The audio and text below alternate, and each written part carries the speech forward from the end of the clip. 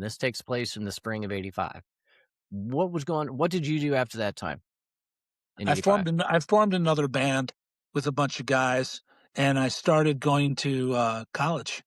I went to college for 3 years, and I Studying played what? in bands, and anything that would keep me off the street, and keep me from having a job, really. Uh, Right, right. I enjoyed college. My college experience was very good, uh, and I was playing the streets. I was playing the subways in Chicago. So when you say playing in the subways, I'm picturing a guy standing in the subway with a guitar case that's open and they're sitting there playing a guitar. Was that you? That was me, 100%. Yeah. How long? How? So tell me about a typical day doing that. I would, grab my stuff, go to school, get a catch a train back home, get off, play the streets for 2 hours, then go home and study. So, and, back then, that was my job. That was my job in college.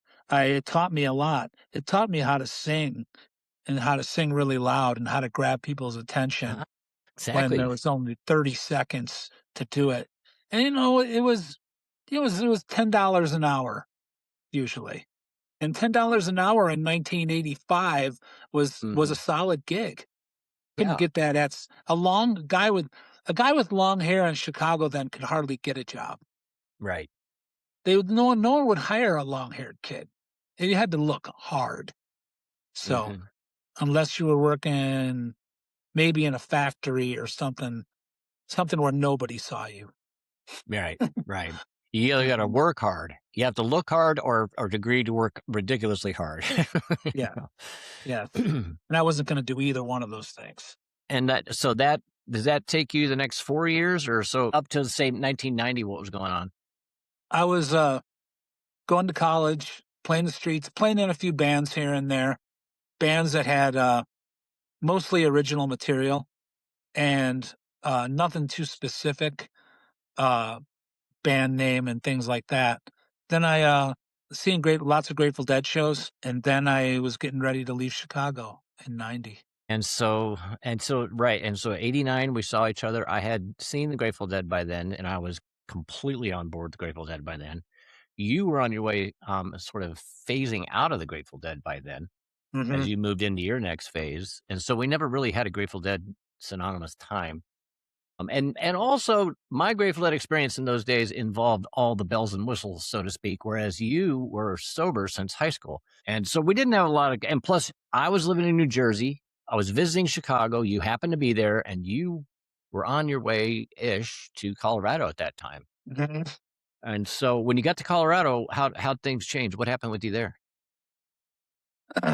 I was playing the streets out here, out in Colorado also, and I was slowly getting in a band. Hmm. I was very, very, very fortunate. I was offered the job of booking the music at a coffee house.